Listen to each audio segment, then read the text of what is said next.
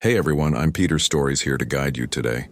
If you use this video to drift off to sleep, please tap like, hit subscribe, and drop a comment telling me where you're watching from and what time it is there. Now settle in, get cozy, and let yourself relax.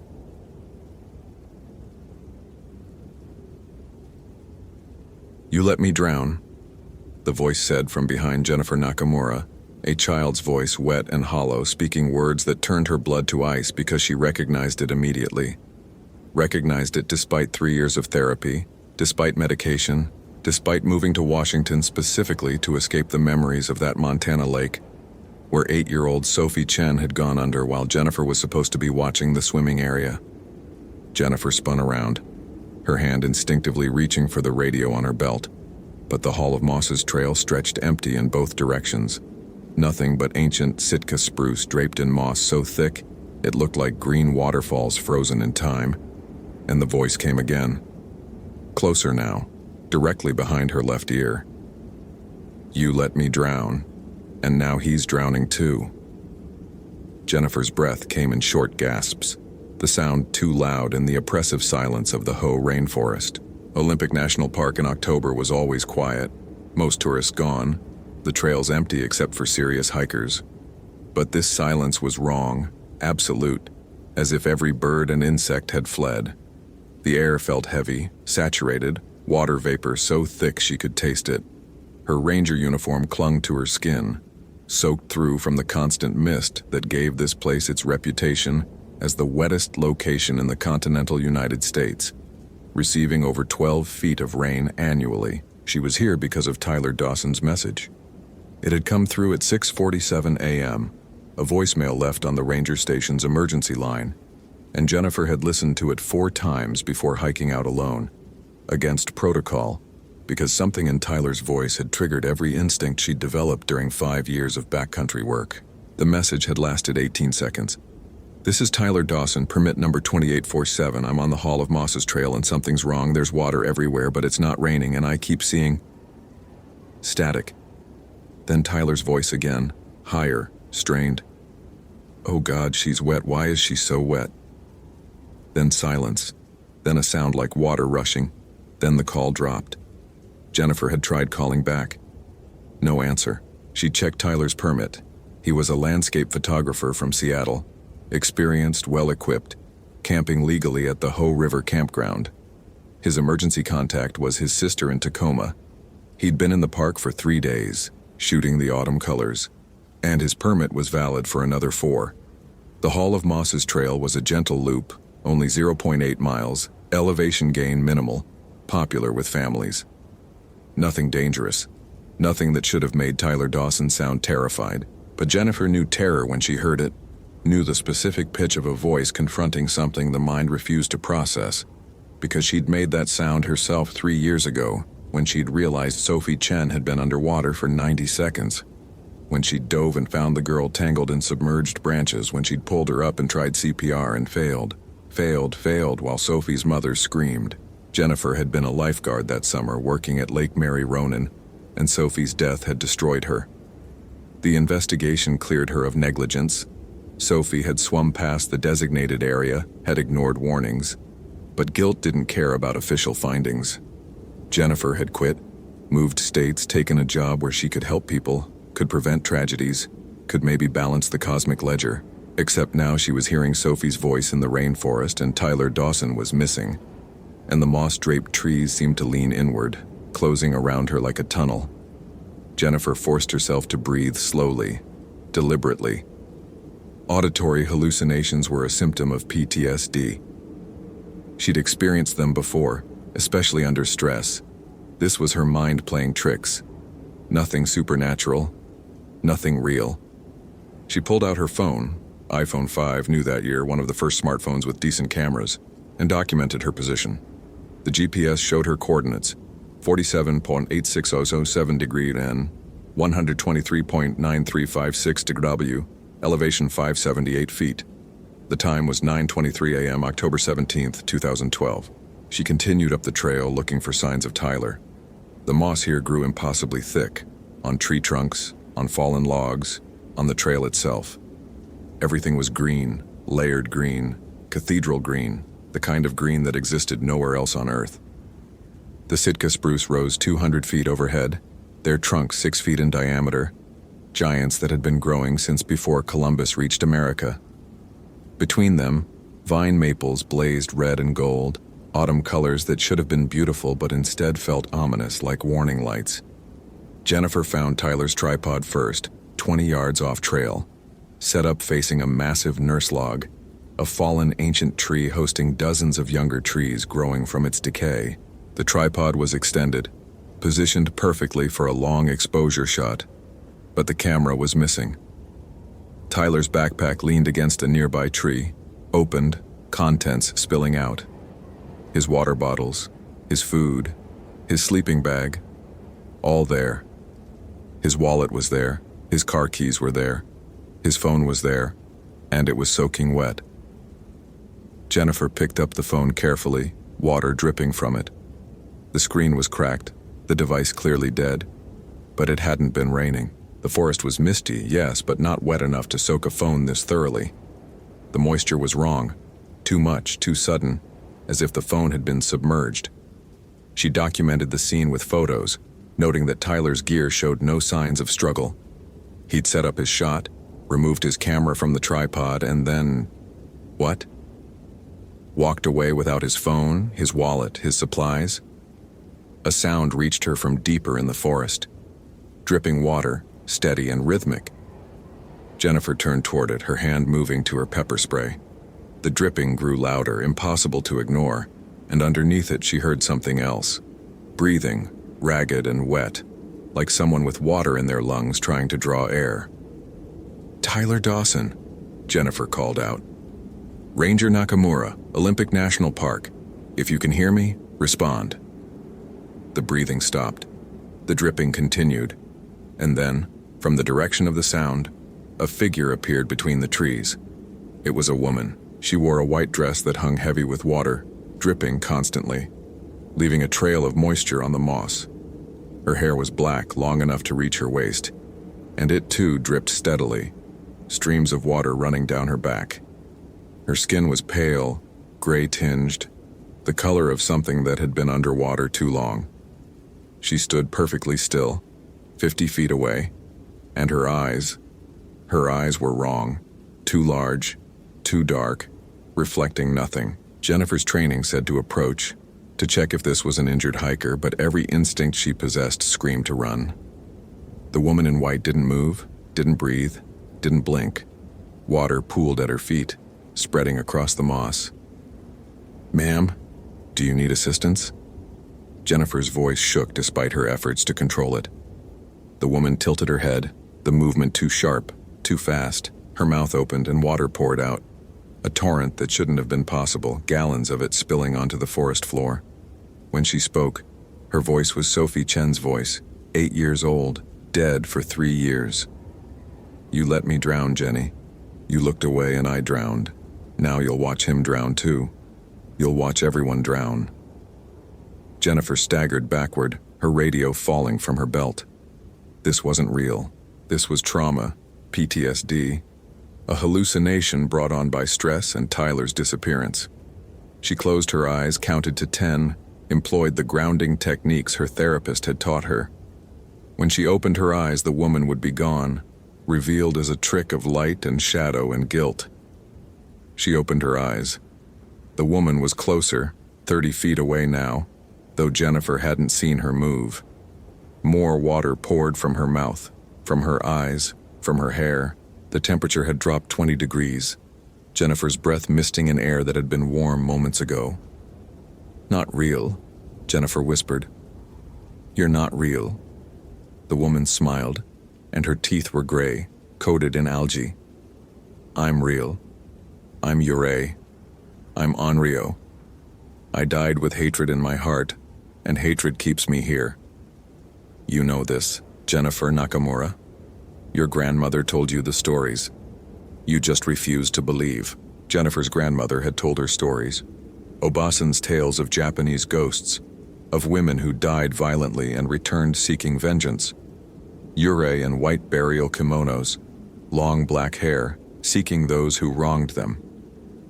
Jennifer had dismissed them as folklore, as cultural mythology, nothing more. But her grandmother had been specific about the signs: the cold, the water, the presence of wetness where no moisture should be. Uri were associated with water, with drowning, with floods. They appeared soaking wet, dripping endlessly, carrying the water that killed them. The woman, the Uri, moved forward, and this time Jennifer saw the movement, saw how she glided rather than walked, her feet not quite touching the ground. Behind her, more figures appeared between the trees. A man in hiking clothes, water streaming from his mouth and nose. A woman in a park ranger uniform from the 1980s, her face bloated, her eyes clouded. A child no more than 5, water dripping from outstretched fingers. All of them dripping, all of them watching Jennifer with hatred. The rainforest remembers, Sophie's voice said from the first Uri's mouth. The river remembers. All the ones who drowned, all the ones lost to water, we remember. Olympic National Park has taken 37 lives to water since 1938. Drownings in the Ho River, in Shusher Beach's riptides, in Lake Crescent's cold depths. We are all here. We are all angry, and he tried to photograph us. Understanding crashed over Jennifer like a wave. Tyler Dawson had seen them. He'd come to the rainforest to photograph the moss, the trees, the autumn colors, and he'd seen the Uri. He'd tried to document them, and they'd taken him. Where is he? Jennifer demanded, fear transforming into ranger professionalism. Where is Tyler Dawson? The Uri moved closer, 15 feet away now, and Jennifer could smell her. Stagnant water, decay, the particular rot of drowning. He's where all who see us go. He's in the water, always in the water, drowning forever, never dying completely, trapped in the moment between life and death. Jennifer's phone buzzed in her pocket. She pulled it out, saw a text message from an unknown number. The message was a photo. Tyler Dawson submerged in water, eyes open wide in terror, hands reaching upward toward a surface he couldn't reach. The metadata showed the photo was taken 3 minutes ago, at these exact coordinates. But there was no water here. The nearest river was half a mile away. Jennifer looked up from her phone, and the Uri were closer, surrounding her in a tightening circle. The moss beneath her feet was sodden, water squelching with each step. The air itself felt liquid, hard to breathe, as if she was already underwater. You let one drown, the Sophie-voiced Uri said. You must save this one, or join us. Those are the rules. Save him before the water takes him completely, or drown yourself in guilt and grief until you become like us. Onryo, bound to this place, seeking vengeance forever. The Uri vanished, all of them simultaneously, dissolving into mist. The temperature rose, the oppressive wetness receded, and Jennifer stood alone on the trail, her heart hammering, her phone showing the photo of Tyler drowning in water that shouldn't exist. She had a choice. She could leave, get help, follow protocol, or she could find Tyler now while he might still be alive, while the Uri's challenge remained open. Jennifer thought of Sophie Chen, of the 90 seconds that had killed her, of how Jennifer had failed to save her. She thought of 3 years of therapy, 3 years of guilt, 3 years of waking up drowning in phantom water. She couldn't fail again. Jennifer moved off trail, following the direction the Uri had indicated, pushing through ferns and moss toward the sound of running water. The forest grew darker, denser, the ancient trees blocking what little sunlight filtered through the constant cloud cover. Her boots sank into moss that was wetter than it should be, water pooling in her footprints. She found the river after 10 minutes of bushwhacking, a tributary of the Ho River, narrow but deep, moving fast with glacial melt. The water was gray-green, opaque, impossible to see into. And standing at the river's edge was Tyler Dawson. He was soaked, his photographer's vest heavy with water, his expensive Nikon camera still hanging around his neck. He stared at the river with the blank expression of someone in deep shock. His lips were blue. He was shaking violently. "Tyler!" Jennifer shouted. "Tyler Dawson, I'm Ranger Nakamura. Step away from the river." Tyler didn't respond. He took a step forward into the water, and Jennifer lunged, grabbing his arm, pulling him back. His skin was ice cold, hypothermic. and his eyes didn't focus on her. "She wants me," Tyler whispered. "She says I took her picture without permission. She says I stole her image. She says I have to pay." Jennifer dragged Tyler away from the river, her training overriding her fear. Hypothermia first, explanations later. She pulled emergency blankets from her pack, wrapped Tyler in reflective mylar, started documenting his condition.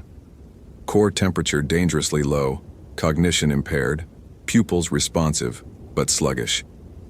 "Tyler, how long have you been in the water?" "Hours, days, forever. She keeps pulling me under, and I drown, and then I'm breathing again, and she pulls me under again, over and over. I can't keep..." His words cut off as the river erupted. Water surged upward, defying gravity, forming a column, a shape, a woman rising from the current. This Yurei was different from the others. Older, angrier, her white burial kimono pristine despite the water. Her face was beautiful and terrible, features sharp, expression full of rage. Around her neck hung prayer beads, and in her hand, she held a small cloth doll, the kind used in traditional Japanese funerals. "You photographed me," the Yurei said, her voice layered, multiple voices speaking as one. "You pointed your machine at my resting place and captured my image without permission, without prayer, without respect. You have disturbed my peace. You must pay the price." Jennifer stepped between Tyler and the Yurei, her mind racing through everything her grandmother had told her about Japanese ghosts. Yurei couldn't be fought physically. They couldn't be killed. They were already dead, but they could be placated sometimes if you understood what they wanted.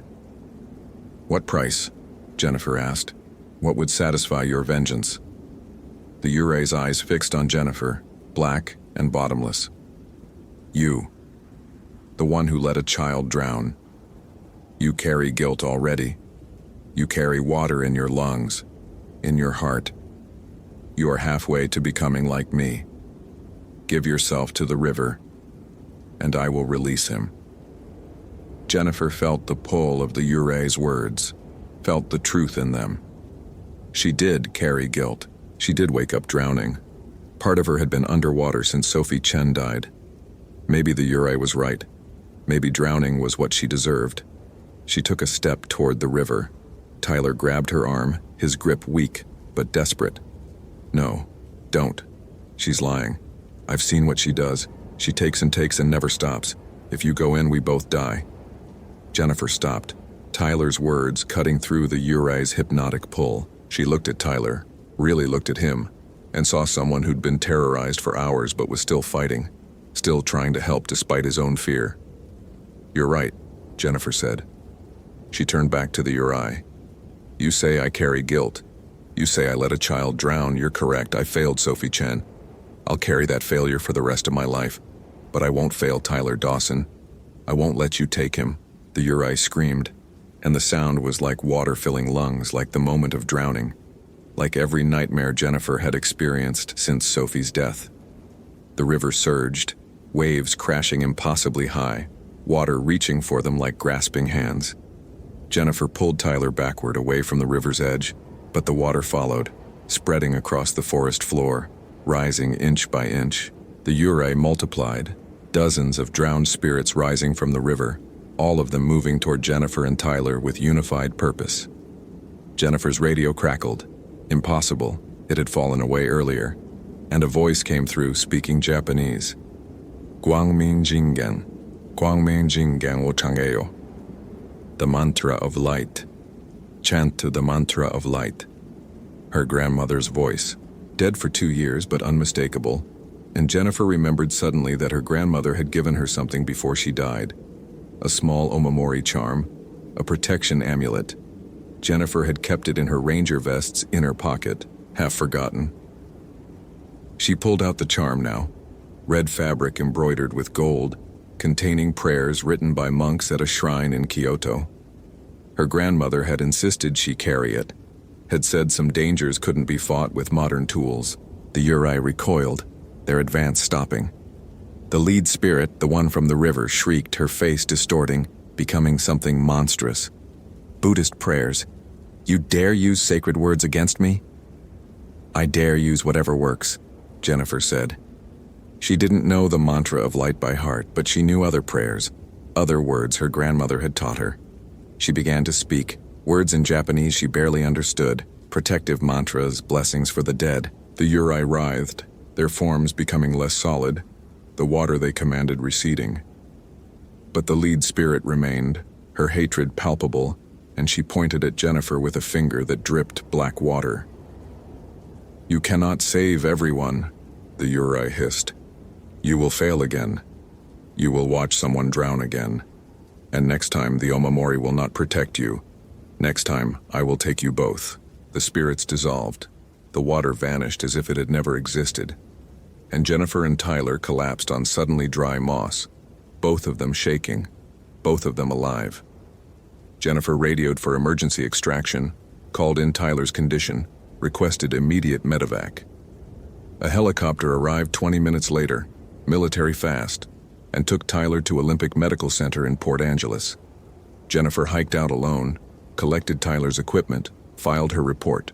The official record stated, visitor experienced hypothermia and disorientation after falling in tributary stream. Rescued by responding ranger. No permanent injuries. Recommended improved trail signage near water features. No mention of Yurei. No mention of drowned spirits, no mention of Japanese ghosts haunting America's rainforests. But Jennifer knew, and Tyler knew. He left the hospital 2 days later, went home to Seattle, and never returned to Olympic National Park. He sold his camera equipment, switched careers, became a graphic designer who worked entirely indoors. When asked about his photographs from the Hoh rainforest, he said they'd been lost in a water accident. He never elaborated. Jennifer continued working as a ranger, but she researched everything she could find about Olympic National Park's drowning victims, all 37 of them since 1938. She learned their names, their stories, how they'd died. She visited their memorial sites when she could, left offerings, spoke prayers her grandmother had taught her, and she kept the Omamori with her always, because the Yurei had been right about one thing. Jennifer would fail again someday. Everyone failed. Everyone let someone down. The question was whether you kept trying despite the failures, or whether you let guilt drown you while you still breathed. Jennifer chose to keep trying. But sometimes on foggy mornings when the mist hung thick over the Hoh rainforest, when the moss dripped endlessly and the river ran high, Jennifer heard Sophie Chen's voice calling from the trees, heard the accusations, the blame, the reminder of her failure.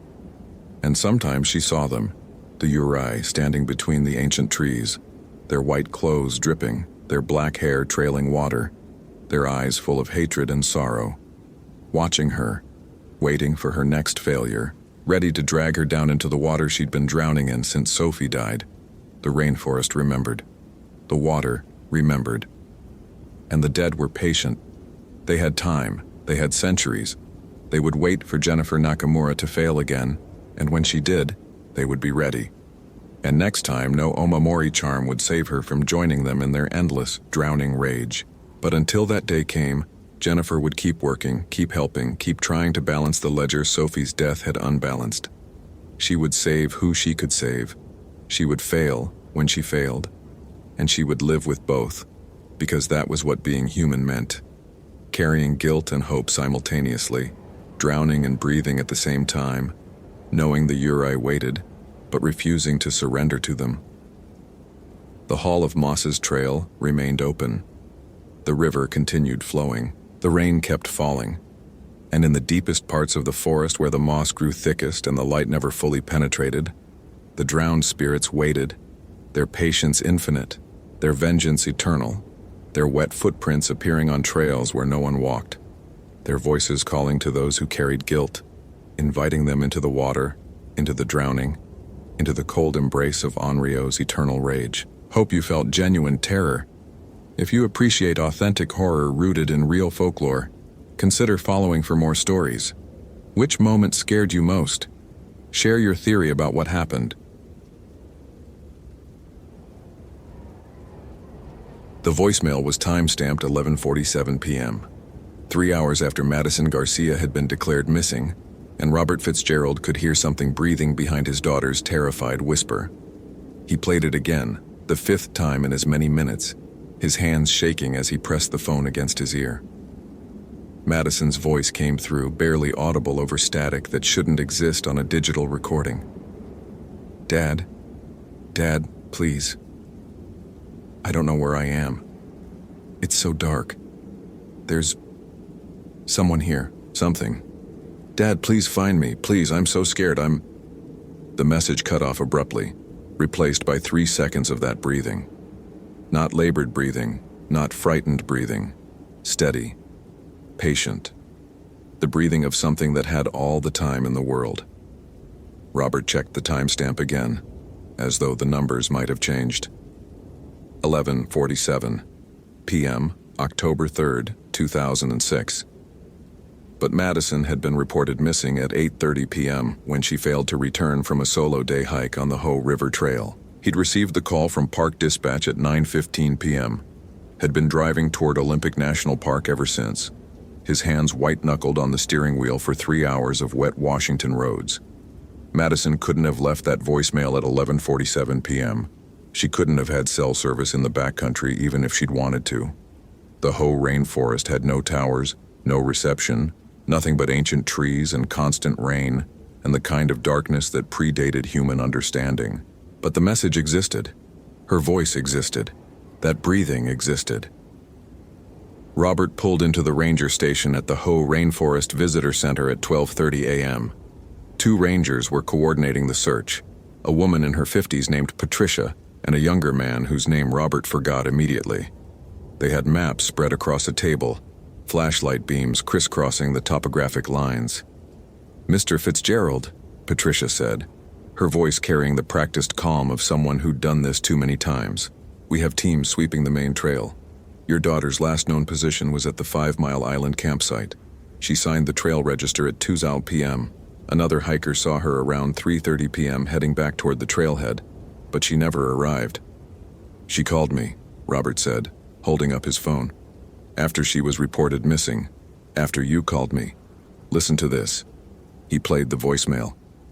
Both rangers listened, their expressions shifting from professional concern to confusion. "That's impossible," the younger ranger said. "There's no cell service anywhere on that trail. Even satellite phones are unreliable under the canopy. And yet here it is." Robert's voice was harder than he intended. My daughter's voice, asking for help. "Are we going to stand here discussing the impossibility, or are we going to find her?" Patricia held up her hands, placating. "We're doing everything we can. But Mr. Fitzgerald, you need to understand. The Hoh Rainforest is one of the most challenging search environments in the country. Limited visibility, dense vegetation, constant rain, and the river makes everything dangerous. We have experienced SR teams out there right now, but it's going to take time. Then let me help. I know these trails. I used to bring Madison here every summer when she was little, before the divorce, before she moved to Seattle with her mother." Robert's voice cracked on that last part, and he hated himself for it.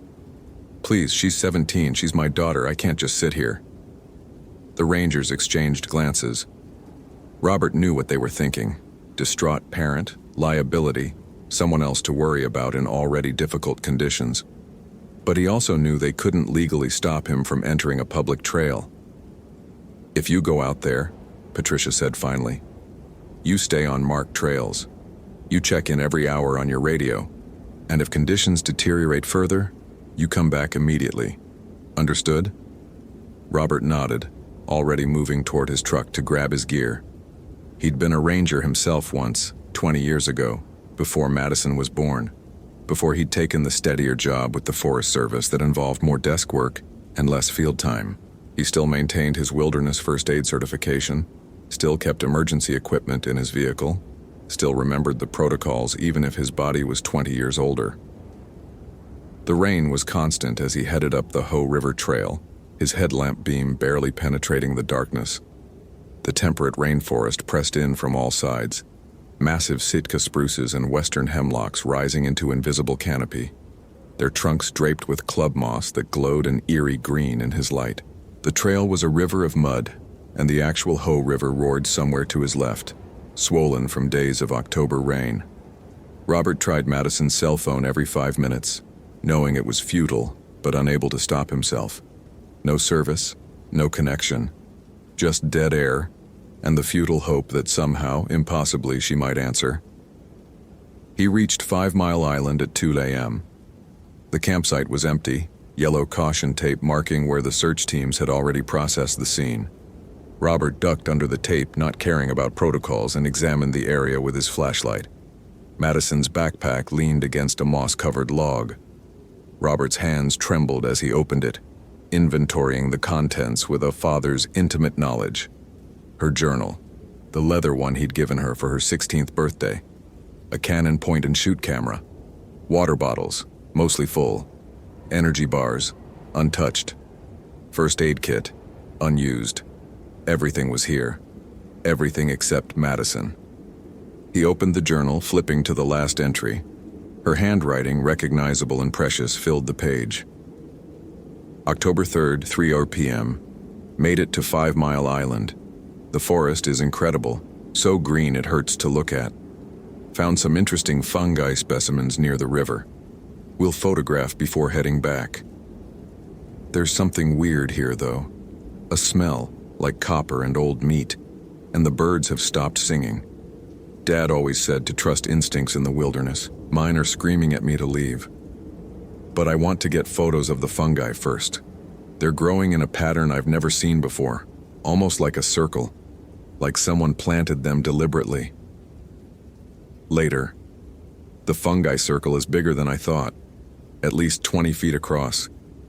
There are bones in the center. Animal bones? They look old. There's writing carved into the trees around the circle. Not English. Not any language I recognize. Eastern European, maybe? I'm taking photos, but I'm getting seriously creeped out. Time to go. Later. Something followed me from the fungi circle. I can hear it in the trees. It's not moving like an animal. It's too deliberate, too intelligent. And the smell is stronger now. I'm heading back to the trail, going to walk fast and not look back. Dad, if you're reading this and I'm not around to stop you, I'm sorry for whatever you're about to go through. The entry ended there, mid-thought, as though Madison had been interrupted. Robert's radio crackled. Fitzgerald, this is base. Status check. I'm at 5 Mile Island, he said, his voice steady despite the ice in his stomach. Found her journal. Last entry mentions following something and fungi arranged in a circle with bones. I'm going to find this circle. Negative, Fitzgerald. That's off trail. Too dangerous in these conditions. Return to the marked trail. My daughter is out here somewhere. I'm finding that circle. He switched off the radio before Patricia could respond and pulled out Madison's camera. 47 photos on the memory card. He scrolled through them, his thumb wet from rain and shaking from something that wasn't cold. The first 30 photos were typical Madison. Artistic shots of moss patterns, light filtering through the canopy, the river in motion. Then the fungi appeared. Chanterelles, or something similar, growing in a perfect ring. The next photo showed the bones Madison had mentioned. Deer skulls, he thought at first, but the proportions were wrong, too elongated, too human. Photo 37 showed the carved trees. The symbols were crude but deliberate, and Robert recognized them from somewhere deep in his memory. 20 years ago, when he'd been a younger ranger, an older colleague had shown him similar markings. Old country superstitions, the man had said. Romanian immigrants who settled in the Pacific Northwest in the 1800s. They brought their folklore with them, their fears. This particular symbol is a ward, meant to trap something in, or keep something out. The final photos on Madison's camera made Robert's breath catch. They were blurred, taken while running, but he could make out shapes in the background. Humanoid but wrong. Too tall, limbs bent at incorrect angles, moving through the trees with a fluidity that suggested joints that didn't exist. And in the last photo, barely visible in the edge of the frame, a face. Pale, gaunt, with eyes that reflected the camera flash like an animal's. But the expression was human, intelligent, hungry, Robert's phone buzzed. Another voicemail. He fumbled it from his pocket, nearly dropping it in the mud. "Dad." Madison's voice, but different now. Flatter. "Don't come looking for me, it's too late, I don't know what I am anymore. It bit me, Dad, at the circle. It bit me and then it showed me things. Memories. It's memories. Centuries of memories. People who came to the forest and never left. People it turned. People it made into what it is."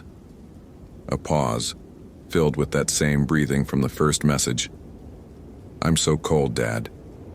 But I'm not afraid anymore. Isn't that strange? I should be terrified, but I'm just empty and hungry, so hungry. You need to leave. You need to go back to Seattle and forget you had a daughter named Madison. Because what's walking around in this forest wearing my face isn't her anymore." The message ended. Robert stood frozen in the rain, the phone slipping from his numb fingers into the mud. A voicemail sent from a place with no cell service. A daughter who claimed she wasn't his daughter anymore. And somewhere in this rainforest, something ancient and evil that wore human faces and fed on human flesh. He found the fungi circle at 3:30 a.m., exactly where Madison's photos suggested it would be. The bones were still there, arranged with deliberate care around a central depression in the earth. The carved trees surrounded the clearing, their symbols weathered but still legible in his headlamp beam.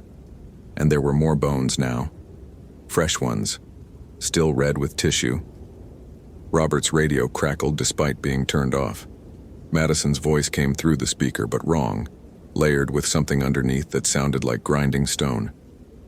"Hello, Father. I'm glad you came. I wanted you to see. I wanted you to understand what I've become." Movement at the edge of the clearing. Robert spun, his headlamp catching a figure between the trees. Madison, or something wearing her shape. She wore the same hiking clothes she'd had on when she left Seattle yesterday morning. But they were torn and stained with mud and something darker. Her skin was pale, waxy, wrong in the artificial light, and her eyes reflected his headlamp beam. Twin points of red that belonged to a predator, not a girl. "Madison?" His voice broke on her name. "Not anymore. That name belongs to someone who died yesterday. Someone young and warm and alive. I remember being her. I remember loving you. I remember every summer in this forest. Every lesson you taught me about respecting the wilderness. But those memories feel like someone else's, like a story I was told." She stepped into the clearing, and Robert saw the bite mark on her neck. Deep, ragged, already infected with something that made the flesh around it look mottled and gray. "What happened to you?" "The strigoi," she said, and the word felt heavy with age and horror. "That's what it called itself. What it made me. The original one is old, Dad. So old. It came here with Romanian loggers in 1887, and it's been feeding on hikers and hunters ever since. The forest hides the bodies.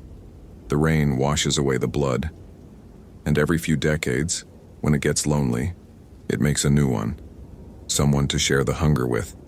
Someone to help it hunt."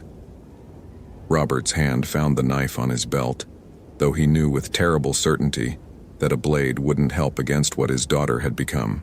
"You're still in there," he said desperately. "Madison, you're still in there. We can get you help. Medical attention. There has to be a cure. Something. There is no cure for being dead, Dad." She moved closer, and Robert could smell her now. That copper and old meat scent from Madison's journal entry, mixed with decay and something else. Something that made his hindbrain scream warnings. "My heart stopped beating 12 hours ago. My blood is cold. My body is decomposing even as it walks and talks and pretends to be human. But the thing inside me, the infection or spirit or whatever it is, it keeps the meat animated, keeps it functional, keeps it hungry. Then fight it. You're strong, Madison. You're my daughter. You can fight this." She laughed, and the sound was wrong, pitched in a register that made his ears hurt. "I don't want to fight it. Don't you understand? The hunger is everything now. It's purpose. It's meaning. It's the only thing that makes this cold, dead existence bearable." More movement at the clearing's edge. another figure, and then another. Bodies in various states of decay, all wearing the tattered remains of hiking gear from different decades. The Strigoy's other children, Robert realized. How many people had disappeared in Olympic National Park over the years? How many had been dismissed as lost hikers or animal attacks? "You brought friends," Madison said, following his gaze. "They're curious about you. My father, the ranger, the man who taught me to love these woods. They want to know if you taste different because of our connection, if love flavors the meat." Robert backed toward the edge of the clearing, his mind racing through impossible options. Run? He'd never make it. Fight? Against multiple undead predators, call for help? His radio was dead, his phone had no service, and even if rescue came, what could they do against this? "I don't want to hurt you, Dad," Madison said, and for just a moment her voice sounded like herself, young, frightened, human. "But the hunger, it's so strong, and you're right here, and you smell so alive." The other Strigoi were closing in, forming a circle around Robert. He counted 7 of them, including Madison, 7 dead things wearing human shapes, all focused on him with that same hungry attention. "What do you want from me?" Robert asked, surprised by how steady his voice remained. "If you're going to kill me, just do it. Don't make me watch my daughter become a monster first." "But that's exactly what I need you to see," Madison said. "The original Strigoi, the one who made me, it told me something important. It said the only way to truly turn is to feed on someone you loved in life, someone whose blood carries meaning. Without that, we're just corpses that walk. But with it, we become immortal, unkillable, eternal." Understanding hit Robert like a physical blow. "You need me." "I need you to choose," Madison corrected. "Let me feed, and I become something greater than human. Something that will walk these forests for centuries. Or stop me somehow and let me rot into the earth like I should have yesterday. Either way, you're not leaving this clearing alive. But you can choose what your death means." Robert's hand tightened on his knife. Could he use it on his own daughter? Even knowing she was already dead, even seeing what she'd become, could he drive a blade into her heart? One of the other Strigoi lunged forward, impatient. Robert spun, slashing with the knife, and felt the blade connect with cold, dead flesh. The creature recoiled, black fluid oozing from the wound, but it wasn't enough to stop it. Another Strigoi grabbed Robert's arm, its grip impossibly strong, fingers digging into his flesh with enough force to make bones creak.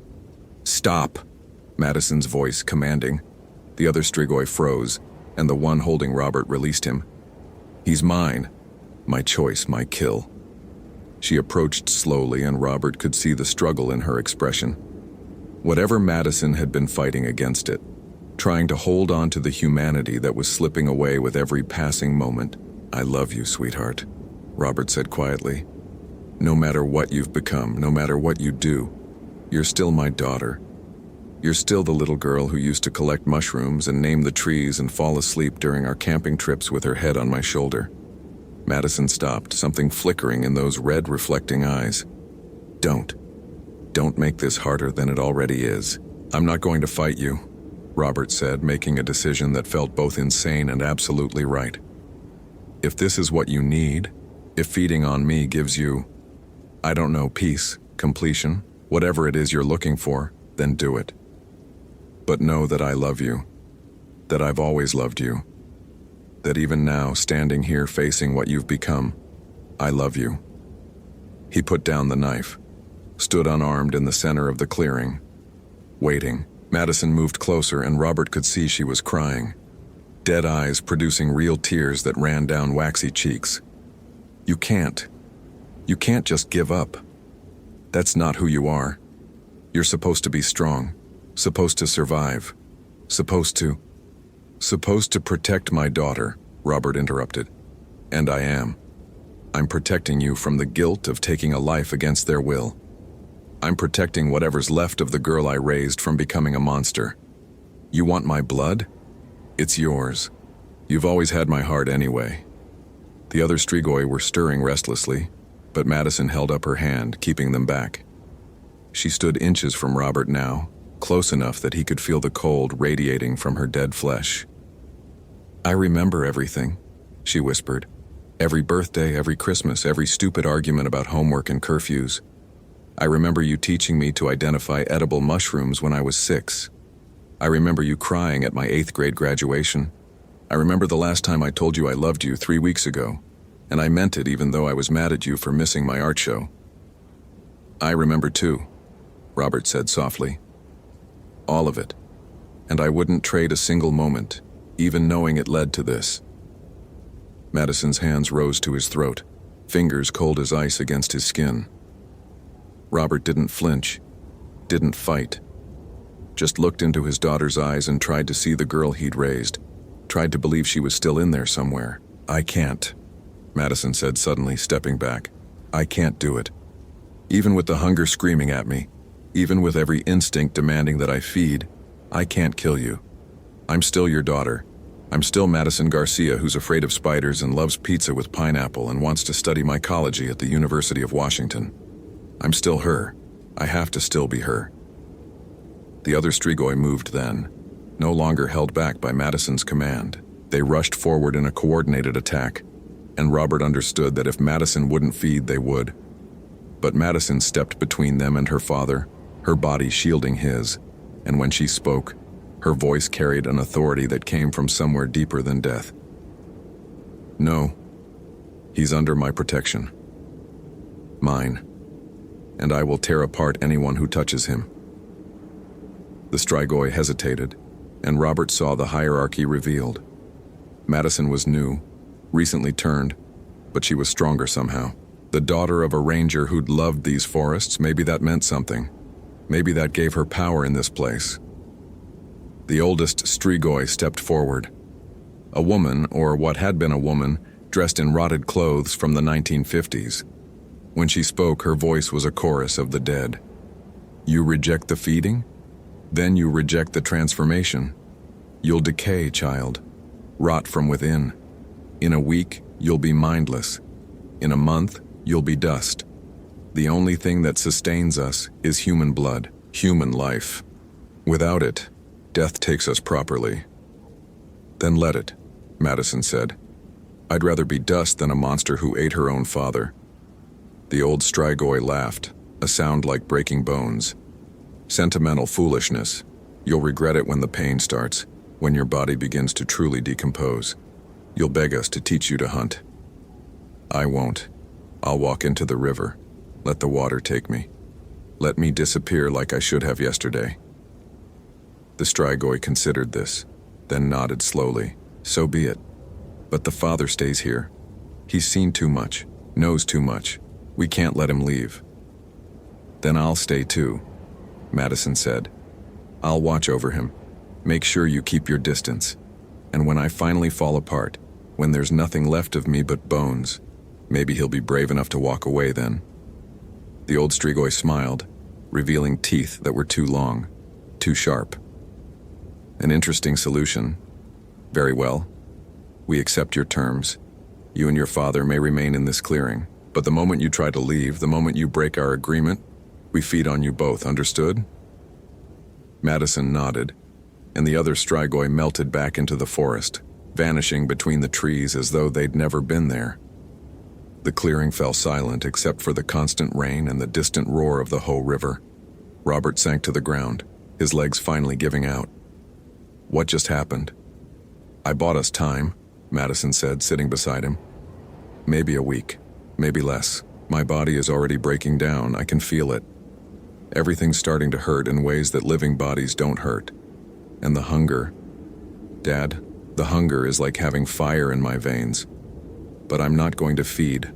I'm not going to become what they are. There has to be another way. Some way to stop this, to reverse it. There isn't. The old stories are true, Dad. The Strigoi legend, the vampire myths, they're all based on something real, something that spreads through bites and turns the dead into predators. The only cure is destruction. Fire or decapitation, according to the memories I inherited. And I don't have the courage to ask you to do that to me." Robert pulled his daughter close, not caring that her body was cold, that she smelled of decay, that she wasn't entirely human anymore. She was still Madison, still his little girl. And he had 1 week to figure out how to save her, or how to let her go. The rain continued through the night. Robert held Madison as she shook with the effort of resisting the hunger, as her body slowly deteriorated, as the infection that had killed her worked to remake her into something monstrous. She told him everything, about the original Strigoi, about the bite, about the moment her heart stopped and something else started. She described the hunger in terms that made Robert's stomach churn and his heart break. By dawn, she was weaker. Her skin had taken on a grayish tinge, and the bite wound on her neck was spreading, the infection radiating outward in black veins. She couldn't stand without help, and her voice was fading. "Dad," she whispered as pale morning light filtered through the canopy.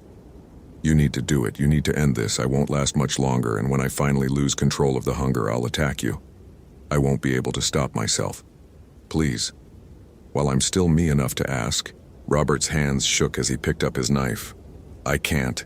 Madison, I can't. You have to. It's the only mercy left, the only way to make sure I don't hurt anyone else. Please, Dad, do this one last thing for me." He thought about all the moments of her life. First steps, first day of school, first heartbreak. Teaching her to identify plants, to read a compass, to respect the wilderness. Every bedtime story, every scraped knee kissed better. Every teenage argument that seemed so important at the time. 17 years of being her father, and it all came down to this. One impossible choice in a rainforest clearing. "I love you," Robert said, and meant it with every fiber of his being. "I love you too, Dad. Thank you. For everything. For being the best father a girl could ask for. For teaching me to love the forest even though it killed me. For coming to find me even though you knew it was dangerous.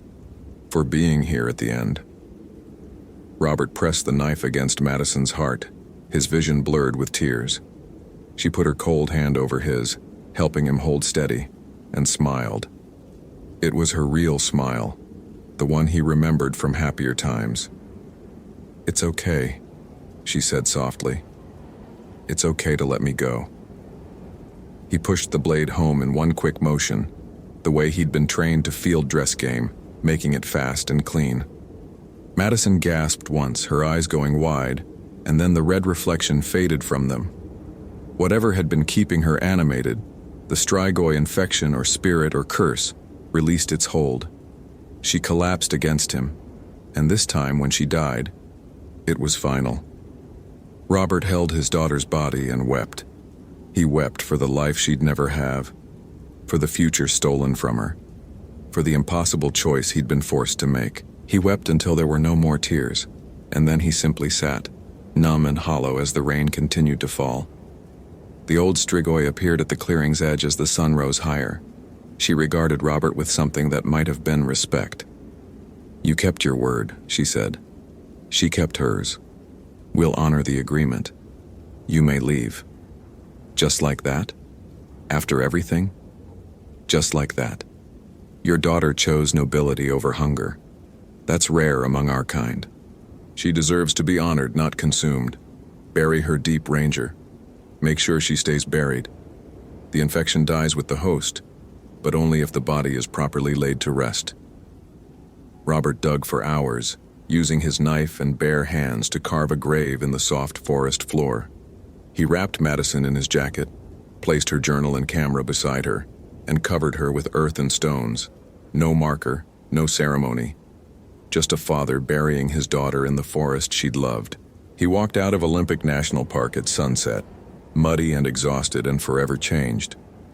At the ranger station, Patricia took one look at him and asked no questions. She filed a report stating that Madison Garcia's body had been recovered and buried in accordance with family wishes in the backcountry, which was true enough. The official cause of death was listed as animal attack. Robert never spoke about what really happened in that clearing. He returned to his desk job with the Forest Service, went through the motions of living and tried to forget.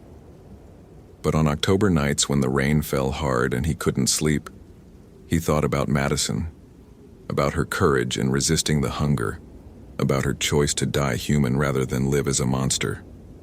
He kept her journal but never read past that last entry. Some words were too painful to revisit. He kept her camera, but never looked at the final photos again. Some images were better left forgotten. Years later, when Robert finally retired, he donated a large sum to Olympic National Park for trail maintenance and safety equipment. Anonymous, no recognition required. It was the only memorial he could give Madison, making sure future hikers were safer, that other families wouldn't suffer what he'd endured. But he never returned to the Hoh rainforest, never hiked those trails again. The place held too many ghosts, too many memories, too much pain. The forest had taken his daughter and forced him to mercy kill her animated corpse. Some wounds didn't heal, some choices haunted you forever. On the anniversary of Madison's death every year, Robert received a single voicemail. No number, no timestamp, just his daughter's voice saying 6 words. "Thank you, Dad. I love you." Each year he listened, and each year he wept, and each year he wondered if it was truly her spirit reaching out, or just his grief manifesting in impossible ways. He never figured out the answer, and maybe that was appropriate. Madison's last days had been defined by the impossible made real, by folklore proved fact, by the thin line between life and death revealed as far more permeable than science acknowledged. Robert Fitzgerald died in 2031, an old man with a quiet life and a secret that crushed him. His last words, according to the hospice nurse, were, "I'm coming, sweetheart. Dad's coming." Whether he was reunited with his daughter and whatever came after, or whether death was simply the end, no one could say. But in Olympic National Park, deep in the Hoh rainforest, a grave sits unmarked and undisturbed. And on October nights when the rain falls and the darkness presses close, some hikers report hearing a young woman's voice calling for her father. The rangers dismiss it as wind or imagination. But those who've spent time in the deep wilderness know better. They know that some bonds transcend death, that love persists even when bodies fail, that in places old and wild and saturated with blood and sorrow, the past never truly releases its grip on the present. Madison Garcia died at 17 in 2006. Her father died 25 years later. And somewhere in the space between, in the dark places where folklore and reality blur, a daughter waited for her father to find her one last time. Hope you felt genuine terror. If you appreciate authentic horror rooted in real folklore, consider following for more stories. Which moment scared you most? Share your theory about what happened. David, you need to listen very carefully to what I'm about to tell you. The voice on the radio belonged to Sarah Chen, the veteran ranger who'd trained David Ramirez for the past 4 months. But something was wrong with it. The cadence was off, words coming too fast, syllables running together like she was speaking through water. "Sarah?" Ramirez pressed the transmit button on his Motorola radio. "You're breaking up. Say again?" "Don't trust what you see. Don't trust what you hear. Don't trust..." Static swallowed the rest, then cleared. "Following you. It's been following you since Cades Cove. Check behind you. Check now." Ramirez spun, hand dropping instinctively to the can of bear spray on his belt. The trail behind him was empty. Just the standard Appalachian summer afternoon, all green humidity and cicada buzz. He was 3 miles up the Anthony Creek Trail in Great Smoky Mountains National Park, well within the boundaries of the most visited park in America. It was July 2015, 78 degrees, and there were probably 50 other hikers within a 2-mile radius. Nothing to be afraid of. "Sarah, I don't see anything. What's going on?" No response. Just static, then silence. Ramirez had been a park ranger for exactly 4 months and 6 days. This was his first real assignment after training, his first solo patrol, his first time being responsible for anything more serious than giving directions to tourists. He'd taken the job because it seemed safe. Great Smoky Mountains wasn't Denali or Yellowstone, wasn't somewhere you had to worry about grizzlies or avalanches. It was a tourist park, family-friendly, the kind of place where the biggest danger was usually someone trying to take a selfie with a black bear. The radio crackled again, but this time it wasn't Sarah's voice. It was his voice, David Ramirez's voice, speaking words he wasn't saying. Turn around. Look behind the big oak. Third tree from the trail. You'll see. Ramirez's blood went cold. He wasn't transmitting. His finger wasn't on the button, but his own voice continued, calm and helpful. Connor Burke is there. What's left of him? You wanted to find him, didn't you? 4 days missing, presumed lost, but he's not lost. He's very, very found. Connor Burke. The missing person case that had brought Ramirez out here in the first place. 35 years old. Professional photographer. Last seen on July 18th hiking the Anthony Creek Trail with enough camera equipment to film a documentary. His wife had reported him missing when he didn't return to their rental cabin. Standard procedure. Check his last known location. Look for signs of injury or distress. Probably find him with a twisted ankle waiting for help. Except now Ramirez's own voice was coming through the radio, telling him to look behind a tree. He approached the oak slowly. It was massive, probably 300 years old, trunk thick enough that 3 people holding hands couldn't encircle it. The bark was scarred with deep gouges that looked fresh, sap still weeping from the wounds. And behind it, partially hidden by a tangle of rhododendron, Ramirez's stomach lurched. It was a pile of clothes. Burke's clothes, based on the description from the missing person report. North Face hiking pants, REI shirt, Morel boots. They were arranged carefully, almost lovingly, folded and stacked like someone had taken them off to go swimming. But there was no body, just the clothes, and inside them, fur. Dark fur, coarse and thick, mixed with what looked like skin that had been shed like a snake's. And on top of the pile, Burke's Canon 5D Mark III camera, lens pointing up at the canopy. The power light was on. Recording. Ramirez grabbed the camera, hands shaking. The LCD screen showed 3 hours, 47 minutes of footage. He hit play, and Connor Burke's face filled the frame, sweating, terrified, whispering directly into the lens. If you're watching this, don't come looking for me. I'm not myself anymore. It started 3 days ago. I was photographing a deer near Cades Cove and I saw something wrong with it. Its legs were bending backward and its eyes, God, its eyes were human. It saw me seeing it, and it smiled. Burke's hands were trembling so badly the image shook. That night I heard my wife's voice outside my tent. But she wasn't on this trip. She was back at the cabin. The voice sounded exactly like her, calling my name, saying she was lost and needed help. I almost went out. Almost. But I looked through the tent flap and saw. The image jerked as Burke fumbled with the camera. When it steadied, it showed the tent entrance. Through the mesh, something stood in the moonlight. Roughly human-shaped but wrong, proportions off, moving with a fluidity that made Ramirez's eyes hurt. And its face cycled through expressions like someone flipping through a photo album.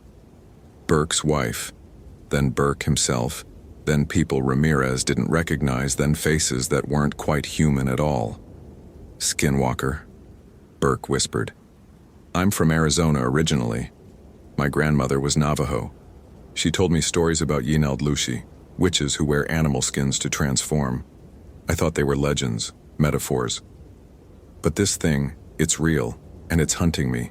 And I think, Burke's voice broke. I think it's getting inside me. I feel it in my head, thoughts that aren't mine. Hunger for things I shouldn't want. My hands. Look at my hands. He held them up to the camera. The fingers were too long, joints bending at extra angles, and the skin was peeling, revealing dark fur underneath. It touches you and you change. It gets in through your skin, through your thoughts. It wears you like a costume. And the worst part is, Burke's eyes filled with tears. The worst part is it feels good. It feels right, like I'm finally becoming what I was always supposed to be. The video ended. Ramirez dropped the camera like it had burned him. His radio erupted with sound, not static this time, but voices, dozens of them, all talking at once.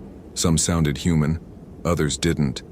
And threading through all of them was Sarah Chen's voice, saying over and over, "Don't let it touch you. Don't let it touch you. Don't let it." A branch snapped behind him. Ramirez turned and saw a deer standing on the trail. Normal white-tailed doe, probably 120 pounds, watching him with liquid brown eyes. Except deer didn't stand that still. Deer didn't stare without blinking. And deer absolutely didn't smile. Its jaw unhinged, dropping far too low, revealing teeth that were flat and human-looking. When it spoke, the voice was Connor Burke's. "You're wondering if I'm still in here? I am. Sort of. It's hard to explain. We're both here now. Both sharing. It's not so bad once you stop fighting." Ramirez backed away slowly. The deer, the thing that looked like a deer, took a step forward and its front legs bent backward with a wet cracking sound. It rose up on its hind legs, body elongating, spine extending. The fur rippled like water, revealing patches of human skin underneath. And the face was Connor Burke's.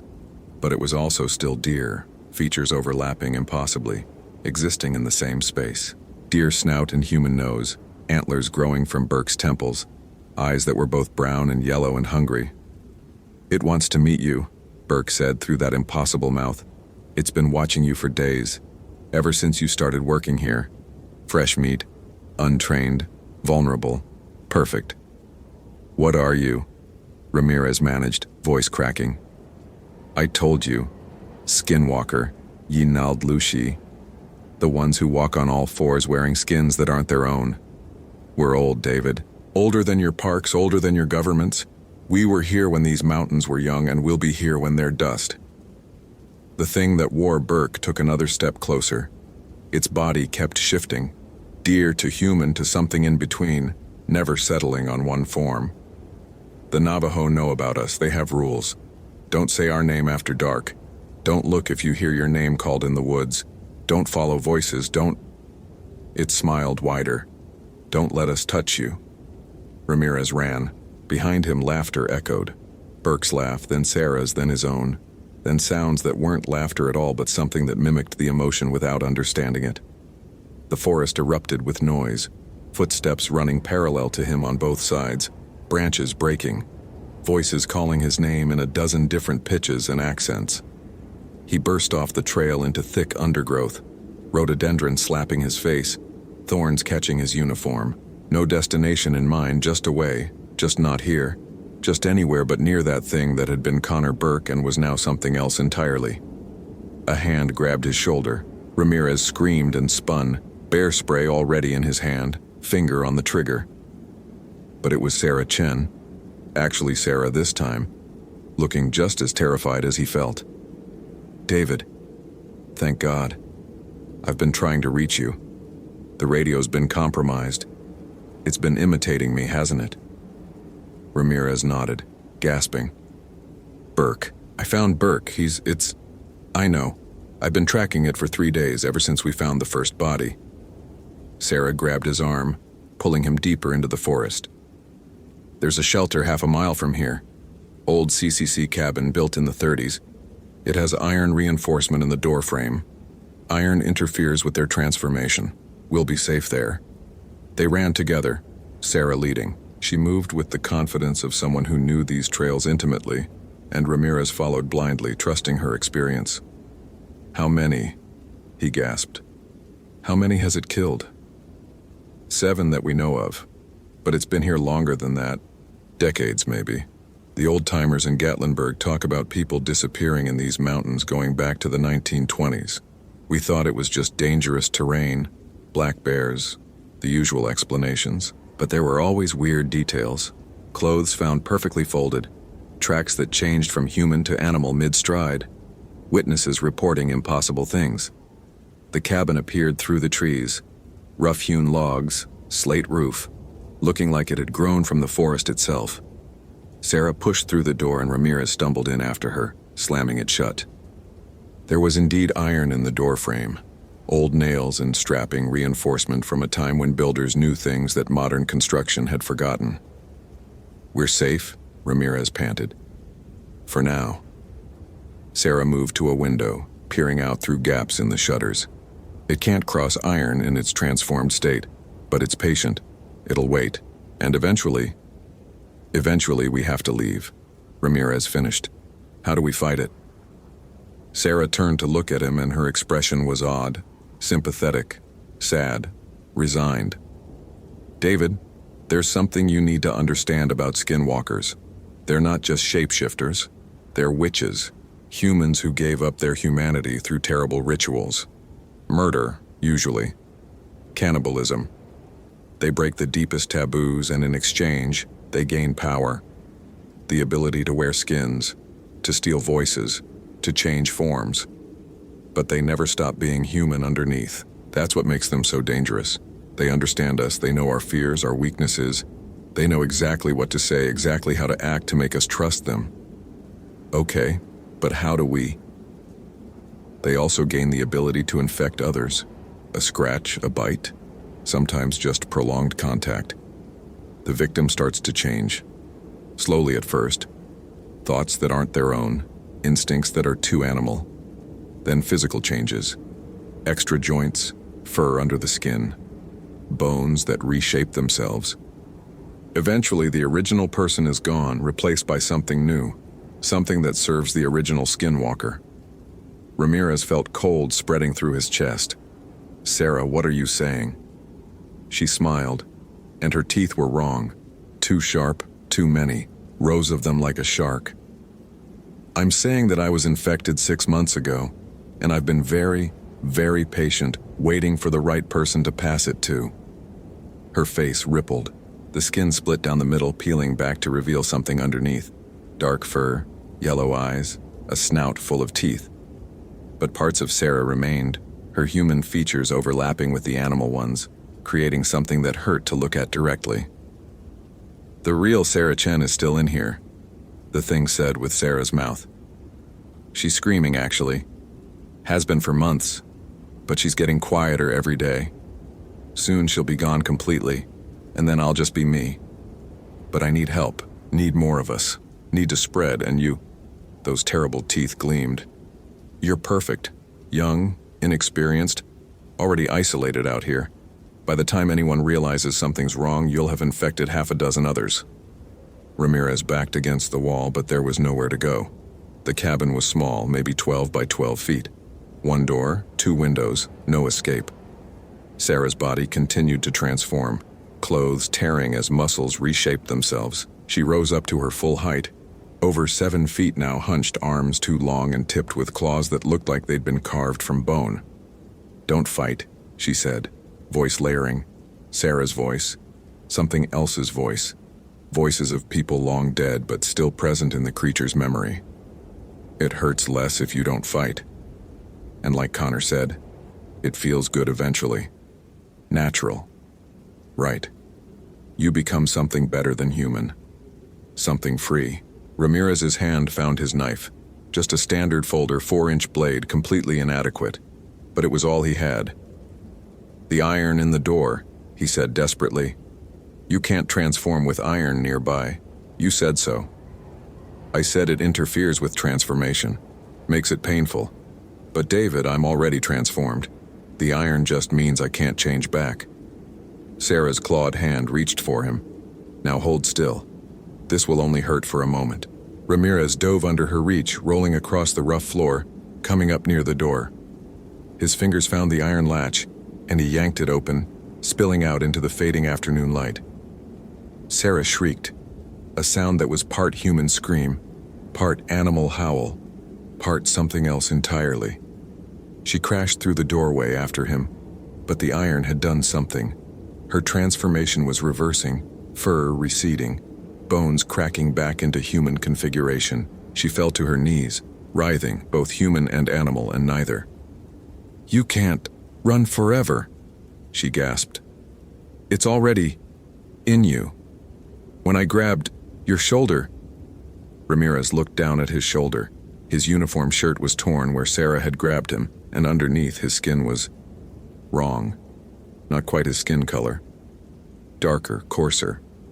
And when he focused on it, he could feel something moving underneath. Something burrowing deeper, spreading through his bloodstream like ice. Oh God. Welcome to the family, Sarah said, her voice steadying as her body finished reverting to human form. She stood, naked and covered in blood, and smiling with teeth that were still too sharp. You've got maybe 6 hours before the change becomes permanent. 6 hours to decide, fight it and die screaming, or accept it and become something more. Ramirez ran again, but this time he was running from himself as much as from her. The forest was different now. He could smell things he shouldn't be able to smell. Other hikers miles away, their sweat and fear and excitement. He could hear heartbeats, the rush of blood through veins, the tiny sounds of prey animals hiding in underbrush. And he was hungry. Not normal hungry, but starving. A hunger so deep and primal that it made his previous life of sandwiches and protein bars seem like an absurd joke. His vision was changing too, colors bleeding together while movements became sharper. He could track the path of individual insects through the air, could see heat signatures of warm-blooded creatures through solid wood. The world was becoming readable in ways his human brain wasn't equipped to process, information flooding in faster than thought. He found himself near Cades Cove, the broad valley where Connor Burke had first seen the deer with human eyes. Sunset was painting the mountains gold and red, and below him a family was setting up camp. Mother, father, 2 kids, laughing and arguing about where to put the tent stakes. Normal people doing normal things, completely unaware that something wearing David Ramirez's skin was watching them from the tree line, calculating which one would be easiest to separate from the group, which one would scream the loudest, which one would taste best. No. Ramirez jerked back from those thoughts, horrified. They weren't his thoughts, couldn't be his thoughts. He was a park ranger. His job was to protect people, not hunt them like prey. The word felt right in ways that terrified him. His hands were changing now, fingers elongating, nails darkening into claws. He watched with detached horror as fur pushed through his skin, as bones restructured themselves with wet cracking sounds that should have been agony, but instead felt like relief, like shrugging off a coat that had always been too tight. He had 6 hours, Sarah had said. 6 hours to decide. But what if he didn't want to decide? What if he just let nature, or whatever this was, take its course? The family below had finished setting up their tent. The kids were playing tag, running in circles, so much energy, so much life. The father was starting a fire, the smell of lighter fluid sharp even from this distance. The mother was on her phone, probably checking the weather, making plans for tomorrow's hike. Tomorrow. Would Ramirez even be himself by tomorrow? His radio crackled one last time. Connor Burke's voice, or what remained of it. David, if you can still hear me, if you're still in there, you need to know something. I found a way to fight it, not to cure it. There's no cure, but to stop the spread. You have to... Static. Before you lose control. Before you infect others. It's the only way. I'm sorry. I'm so sorry. The transmission ended with a sound like bones breaking. Ramirez looked at his hands, half human, half something else. Looked at the family below. Looked at the darkening forest that was starting to feel more like home than any house ever had. 6 hours to decide between dying human or living as a monster. But there was a third option, wasn't there? The option Burke had found. The option that ended the infection before it could spread. Ramirez's fingers found his knife again. The blade caught the last rays of sunlight, throwing golden reflections across his transforming skin. Below, the family's laughter echoed through the valley, innocent and pure and completely unaware of how close death was standing. He thought about his mother in El Paso, his kid sister who'd just started college, his friends who'd thrown him a party when he got the ranger job. He thought about all the hikers he'd helped over the past 4 months, all the lost tourists he'd guided back to safety, all the campfires he'd doused and bears he'd hazed away from food storage. He'd taken this job to protect people, to preserve wilderness, to serve something bigger than himself. One last act of service, then. Ramirez looked up at the stars beginning to emerge in the darkening sky. He wondered if Connor Burke had seen the same stars before making the same choice, wondered how many others had stood where he stood, feeling the change creep through their bodies, weighing the cost of their humanity against the seduction of transformation. The hunger was getting worse. His vision was almost entirely animal now, the world divided into prey and predators and nothing in between. The father below was weak, soft from office work, easy target. The mother would run. The kids would scream. It would be simple, natural, right? No. David Ramirez, 4 months and 6 days as a park ranger, 23 years old, raised Catholic though he hadn't been to Mass in years, took the knife in his trembling, fur-covered hand and pressed the blade against his throat. The last thing he thought before the blade bit deep was, "I'm sorry, Mom." The last thing he heard was laughter from the forest. Sarah's laughter, or Connor's, or his own, or something far older that had been laughing at human choices for centuries. The last thing he felt was relief that the hunger would finally stop. They found David Ramirez's body 3 days later, about 50 yards from the family's campsite. The family reported hearing an animal in distress that night but hadn't investigated. Smart decision, the investigating rangers agreed. Lots of dangerous wildlife in the Smokies. The official report listed Ramirez as a victim of a black bear attack, though several details didn't quite fit. The wounds were wrong, too clean, too deliberate. And there were no bear tracks, just human footprints that seemed to change mid-stride into something else, something with too many toes and joints that bent backward. The Park Service buried the inconsistencies along with the body. They hired a new ranger to replace Ramirez. Young woman from Colorado, bright-eyed and enthusiastic, ready for her first real assignment. She lasted 2 months before she stopped showing up for shifts. Her apartment was empty except for a pile of clothes folded neatly on the bed, and a note written in handwriting that didn't match her application forms. Gone to join the family. Don't look for me. Because some hungers can't be stopped, only spread.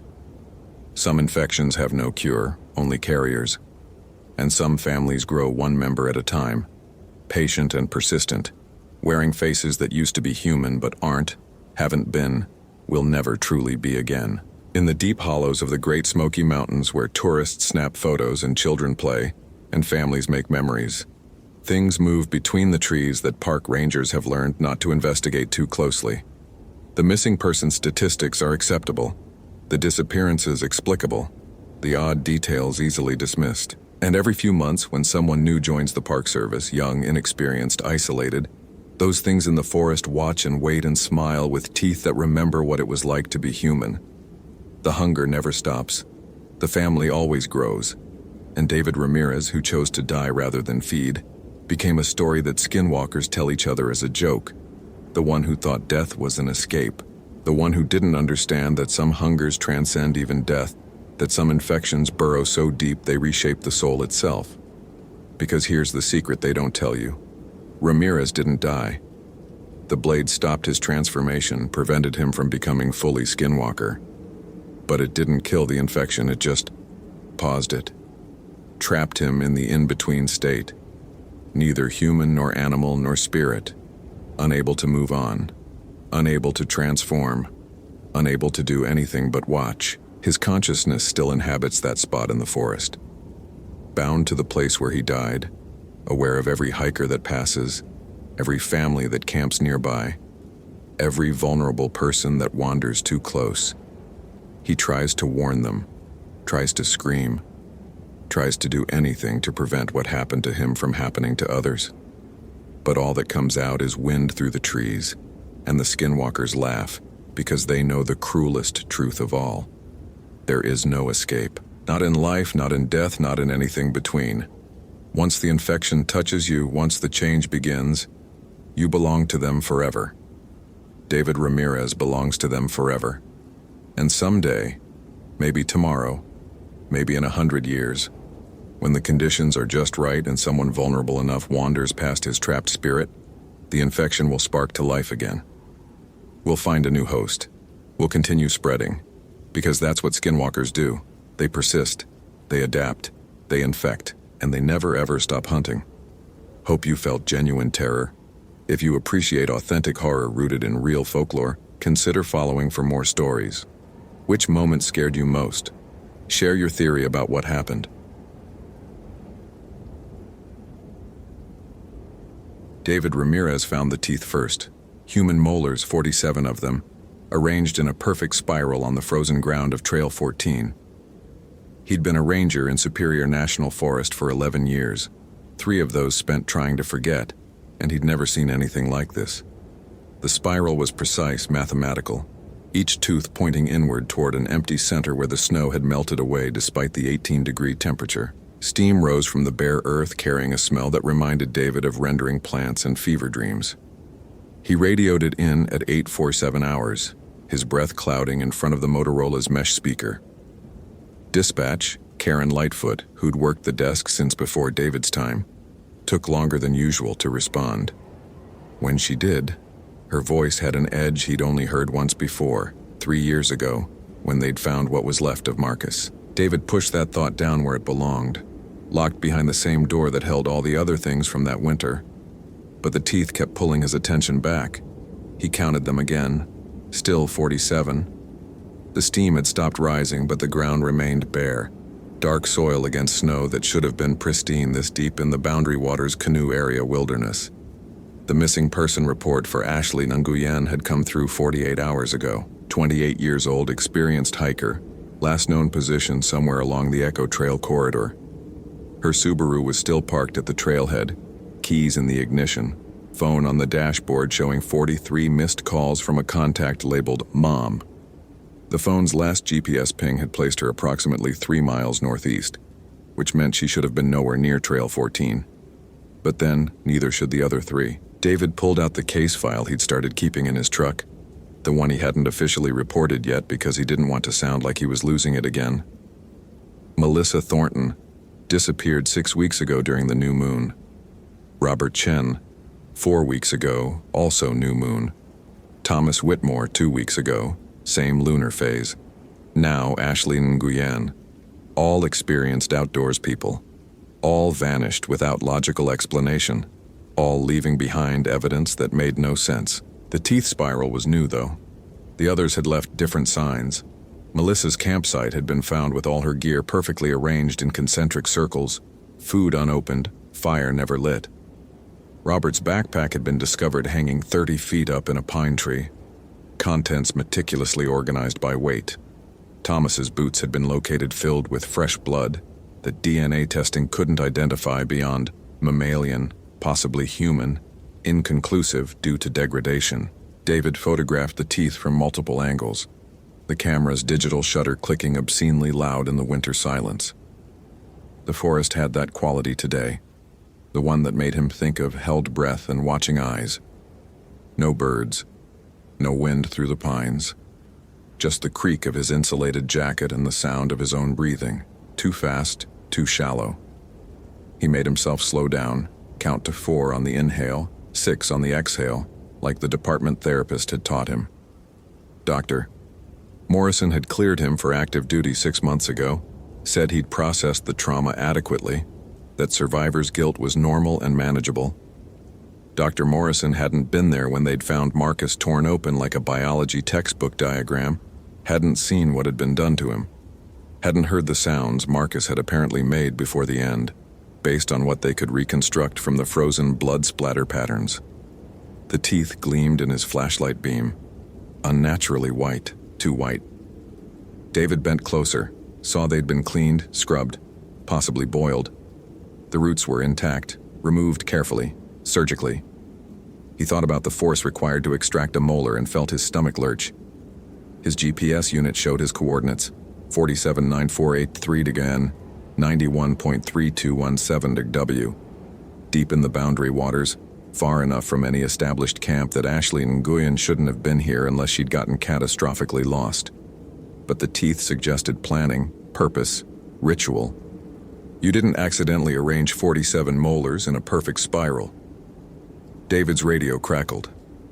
Ramirez, you still at the site? Affirmative. Collecting evidence. Winters is asking if you need backup. David thought about Jake Winters, 24 years old, 2 months in the service, still thought the job was about nature photography and helping lost tourists. Negative. I'll process the scene and return to base by 1400. Copy that. Be advised, we've got weather moving in. Fronts coming down from Canada, they're saying wind chill could hit -40 by tonight. Understood. He clicked off and stood, knees protesting. 42 years old and already feeling it in his joints. the cold settling into places that used to be resilient. The spiral of teeth stared up at him like an eye, pupilless and patient. David had grown up in Albuquerque, transferred to Minnesota because he'd wanted forests, real wilderness, the kind of solitude you couldn't find in the Southwest. His ex-wife, Jennifer, had left him because of that solitude, said he loved the trees more than her, and maybe she'd been right. After Marcus, he'd loved them even more, because trees didn't die screaming your name. He bagged each tooth individually, labeled them, photographed the spiral before disturbing it. Proper procedure, proper documentation, all the things that had failed to save Marcus but might save someone else. The empty center of the spiral bothered him most. He knelt, touched the bare earth with one gloved finger, still warm. He pulled out a soil thermometer, took a reading. 68 degrees Fahrenheit. Impossible. The air temperature was 18. The ground should be frozen solid. He collected a soil sample, sealed it, labeled it. Behind him, a branch cracked. David spun, hand dropping to the bear spray on his belt. The forest remained empty, dense pine and bare birch extending in every direction. But he could feel it now, the sensation he'd learned to trust during his years in the service. Being watched, being assessed, being found wanting. "Ashley Nguyen?" he called out. "If you can hear me, I'm Park Ranger David Ramirez. I'm here to help you get home safe." His voice died in the trees, swallowed by winter silence. No response, no movement. Just that sense of scrutiny, cold and patient and hungry. David finished processing the scene by 11:30 hours. He marked the coordinates with a flag, took a final panoramic photo sequence, and started the hike back to his truck. The trail was well maintained, familiar, a path he'd walked hundreds of times. But today it felt different. The distances seemed wrong. Trees he'd passed heading in appeared in wrong positions on the way out. He checked his compass 3 times. North was north, the needle steady and sure. Yet the forest had rearranged itself somehow, subtly, like furniture moved 3 inches while you weren't looking. He reached his truck at 12:47 hours, 13 minutes longer than the hike should have taken. His Garmin GPS showed the correct route, no deviations, but his trail counter said he'd walked 4.7 miles instead of the 3.2 he'd logged heading in. He stared at the numbers, felt something cold that wasn't the weather settle into his chest. The drive back to the ranger station took 40 minutes through forest that seemed to press closer to the road than it should. David kept the radio off, didn't want to hear Karen's voice, didn't want to explain what he'd found until he'd had time to think about it. 47 teeth, a perfect spiral. Impossibly warm earth in the middle of a Minnesota winter. The station was a low timber building that tried to look rustic for the tourists but was really just practical. Good insulation, backup generator, satellite internet. Jake Winters was at his desk, bent over paperwork, looking young and optimistic and doomed. David had been that once, before he'd learned what the forest could do to people when it wanted to. "How'd it go?" Jake asked, looking up. "Found evidence. Teeth." "Like animal teeth?" "Human." David set his evidence bags on his desk, started the documentation process. 47 molars arranged in a geometric pattern, no sign of the missing person. Jake's face did something complicated. "Jesus, you think it's connected to the others?" "What others?" "The other disappearances. Everyone's talking about it. 4 people in 6 weeks, all on new moons. There's a thread on Reddit, people saying it's a serial killer, or a cult, or..." He stopped, looking embarrassed. "Anyway, yeah, you think it's connected." David filled out the evidence log with careful handwriting, each letter precise. "I don't speculate. I document and report." "Right, sure." Jake hesitated. "It's just, my girlfriend showed me these posts from people who used to live up here, indigenous folks mostly, and they're saying, 'Don't.'" David's voice came out harder than he intended. "Don't bring folklore into this. These are people's lives. Real people with families waiting for answers." Jake nodded, chastened, and returned to his paperwork. David felt bad about shutting him down, but not bad enough to apologize. He'd heard the stories too. Every ranger in the Superior National Forest had. The old Ojibwe legends about things that walked the winter woods. Things that were hungry in ways that had nothing to do with food. Wendigo, they called it, though the pronunciation varied by tribe, and the details shifted with each telling. A spirit of cannibalism and endless craving, born when a person ate human flesh during desperate times, or sometimes just born, malevolent and patient, waiting for the right kind of hunger to take root in human hearts. Marcus had mentioned it once, joking around a campfire during a training exercise. They'd been partners then, best friends, the kind of close that comes from trusting someone with your life in the wilderness. Marcus had done the research, read the academic papers, talked about psychosis and cultural context and how the legends emerged from very real fears about starvation and isolation during brutal winters. The next week, something had gutted him like a deer and arranged his intestines in patterns that looked almost like writing. David's hands shook as he logged the final evidence notation. He closed the file, locked it in the secure cabinet, and told Jake he was calling it a day. The drive home took him past the spot where they'd found Marcus, a stretch of Trail 9 that looked like every other stretch of forest, but carried a weight that made David's chest tight every time. He didn't slow down. He'd learned that lesson. His cabin was 8 miles from the station, isolated by preference and necessity. After Jennifer left, he'd moved farther into the woods, bought a place with solar panels and a well and good sight lines in every direction. Neighbors were a theoretical concept. The nearest house was 3 miles away, occupied seasonally by a retired couple from Duluth who hadn't been back since last summer. He parked, grabbed his pack, and stopped halfway to the door. Something was wrong with the porch. It took him a moment to identify what. The firewood he'd stacked that morning had been rearranged, not scattered or knocked over. Rearranged. The logs were now in a different configuration, sorted by size, arranged in a pattern that looked almost intentional. David drew his service weapon, a Glock 22 he'd carried for 8 years and never fired outside the range. The cabin door was still locked, windows intact. No footprints in the snow except his own from this morning. He checked the perimeter, found nothing, cleared the interior room by room. Everything exactly as he'd left it, but the firewood stayed rearranged on the porch, and when he went back outside to look at it, really look at it, he saw the pattern was the same as the tooth spiral. Concentric circles around an empty center. 47 logs, counted twice to be sure. He brought them all inside, locked the door, checked that it was locked, then checked again. His hands were shaking worse now, and he recognized the onset of a panic attack. Elevated heart rate, shallow breathing, that sense of the walls getting closer. He made himself sit down, made himself breathe.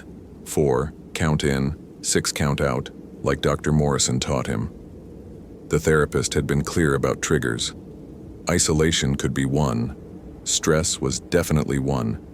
Anything that reminded him of Marcus's death absolutely was one. But this wasn't a trigger. This was something happening, something real. Something that wanted him to know it could reach his home, could touch his things, could come as close as it wanted while he was away. David heated a can of soup for dinner, didn't taste it, threw most of it away. He cleaned his service weapon, checked his ammunition, told himself he was being paranoid, and took out his bear spray anyway, set it next to the bed. The cabin had good locks, solid construction, windows that showed the forest in every direction. He'd always found that comforting. Tonight it felt like living in a fishbowl. Sleep came in fragments, broken by dreams of teeth and spirals, and Marcus's voice calling his name from somewhere deep in the woods. At 0300 hours, David woke to the sound of something scratching at his bedroom window. He grabbed his flashlight, aimed it at the glass. Nothing there. Just darkness and his own reflection, hollow-eyed and afraid.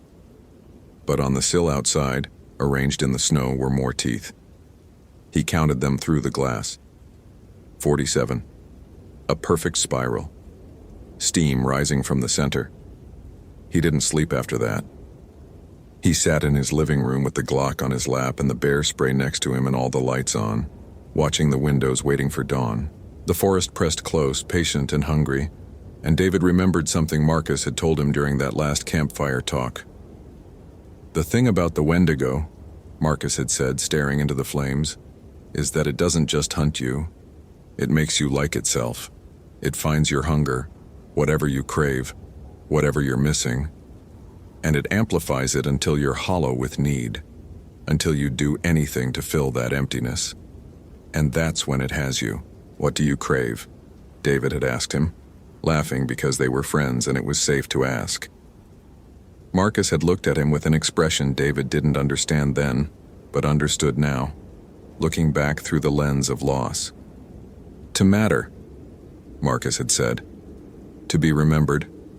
To leave something behind that proves I was here." 3 days later, Marcus had gotten his wish. They'd remember him forever, just not the way he'd wanted. Dawn came slowly, the winter sun weak and reluctant. David made coffee with shaking hands, watched the forest through his windows, and tried to decide if he was losing his mind or if something in the woods had decided to drive him that way. Either option seemed equally probable. Either option terrified him. At 07:30 hours, his phone rang. Karen from dispatch, voice tight and professional. "Ramirez, we need you at the station now." "What happened?" "Another one. Hiker called it in 20 minutes ago. Said he found a campsite, but..." She paused. "Just get here, okay?" David, dressed in layers, checked his gear twice, holstered his service weapon, and told himself it was just procedure. The drive to the station felt longer than it should, the forest seeming to swallow distance and time. When he arrived, Jake Winters was already loading his pack, face pale. "What's the situation?" David asked. Chief Winters, Jake's uncle, not coincidentally, emerged from his office. Robert Winters was 63, had been with the Park Service for 40 years and had seen everything there was to see. Except he hadn't seen this. David could tell by the way the man's hands trembled slightly as he held the incident report. Hiker named Tom Brennan was doing an overnight on the East Bearskin Trail. Says he found a camp about 2 miles north of Echo Lake. Tent, sleeping bag, the works, everything arranged in circles. Chief Winters met David's eyes. He says there was a tooth spiral too. Said he counted 53 teeth this time. This time? He'd heard about yours. It's on social media now, apparently. Someone leaked photos from your report. David felt cold that had nothing to do with the weather. Who leaked it? Doesn't matter right now. What matters is we've got another active scene and a missing person, and I need my best ranger on it. He handed David the coordinates. Brennan's waiting there, says he's too scared to leave the site. Says he can feel something watching him. David looked at the coordinates, felt recognition settle into his bones. The site was less than a mile from where they'd found Marcus 3 years ago. Less than a mile from the place David had sworn he'd never return to. "I'll take Jake," David heard himself say. 2-person team, standard protocol. Chief Winters nodded. "Keep your radios on. Weather's getting worse, fronts moving faster than predicted. You've got till 1600 hours before it becomes unsafe to be out there. Find what you can find and get back." They loaded into David's truck, drove north on Highway 61, then turned onto the Echo Trail. The road was maintained but empty, snow-packed and treacherous. Jake was quiet, staring out the window at the endless forest. "You okay?" David asked. "My girlfriend's Ojibwe," Jake said. "Her grandmother lives on the reservation. She's been having dreams." David didn't want to hear this, but Jake kept talking. Dreams about something walking through the trees, something that's been asleep for a long time and just woke up. She says it's because we've forgotten the old ways, forgotten how to respect the forest, forgotten that some things should stay hungry rather than being fed. "Jake," she says, "the Wendigo isn't just a monster. It's a lesson. It shows us what happens when we take more than we need, when we consume without thinking, when we turn our hunger into identity." Jake looked at David. She says it's been patient, waiting for the right time, the right people. People who are already hollow inside. "Stop the truck," David said. Jake blinked. "What?" "Stop the goddamn truck." David pulled over, breathing hard. I can't have you spooked before we even get to the site. I can't have you seeing things that aren't there because some old woman is having bad dreams. I need you focused, rational, and professional. Can you do that? Jake nodded slowly. Yeah, sorry. This is my first really serious incident. I know. David put the truck back in gear, pulled onto the road. That's why you need to listen to me and follow procedure exactly.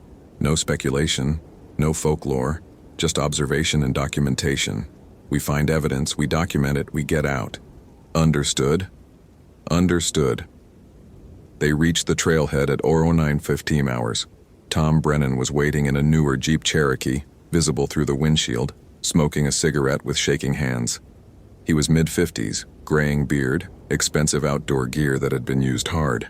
When he saw them, he climbed out fast, stubbed out the cigarette. Thank God. I've been sitting here for 2 hours. I didn't want to leave. Thought someone might need me to show you where it is, but I also didn't want to stay there alone, you know? That place feels wrong.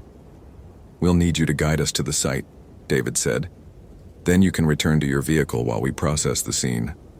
Gladly. Jesus, I've been hiking these woods for 20 years, never felt anything like that before. The hike was 45 minutes.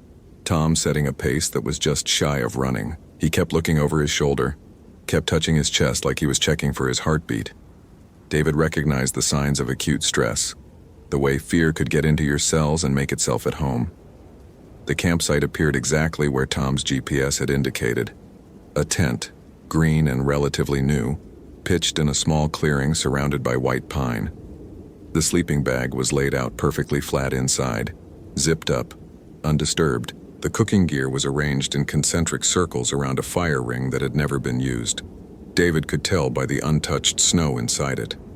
And in the center of the clearing, taking up a space about 6 feet in diameter, was the spiral. 53 teeth this time. All molars. All cleaned and bleached white. All pointing inward toward that same impossible bare earth. Steam rising slowly into the frigid air. Mother of God, Jake whispered. Tom was backing away. I'm going back to my car. I've got your radio frequency. Call me when you're done, I'll give my statement at the station. Mr. Brennan? But Tom was already moving, fast. Not quite running, but close. David watched him disappear into the trees, then turned to Jake. Start documentation. Photos, measurements, everything. I want to search the perimeter. Alone? You'll be able to see me. Just stay focused on the job. David moved into the trees, scanning for any sign of Ashley Nguyen or whoever had made this camp. The forest was silent in that specific way that meant something was wrong. No birds, no small mammals, no wind. Just the creak of frozen wood and the sound of his own breathing. He found the first marker 50 yards from the campsite. A birch tree, white bark stripped away in a pattern that looked almost like writing. He photographed it, tried to make sense of the symbols.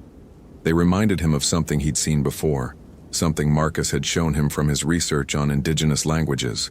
The second marker was another 50 yards out, a stone cairn that definitely hadn't been there before, rocks stacked in impossible balance. The third was a deer carcass, frozen solid, organs removed and arranged on the snow in that same spiral pattern. David's stomach turned over. The removal had been surgical, precise, done with knowledge of anatomy. David! Jake's voice, sharp with fear. David ran back to the campsite, found Jake standing rigid, pointing at the tent. The zipper was opening, by itself.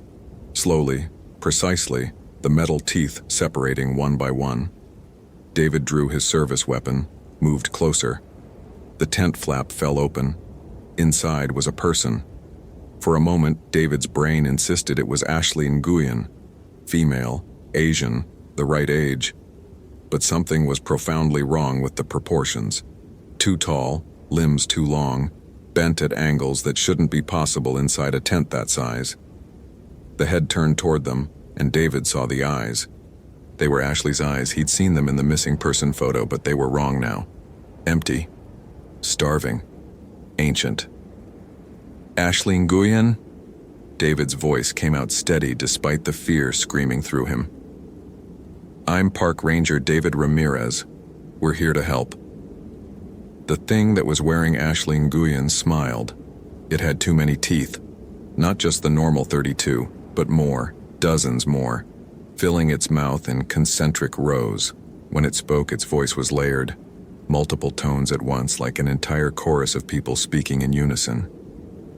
"David, we've been waiting for you. We've been so hungry." Jake fired his bear spray, the orange stream hitting the tent.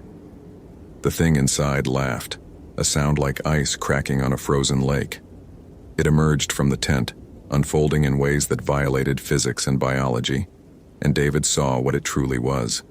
Something that had once been human, transformed into hunger incarnate. The skin was white, stretched too tight over a frame that was too large.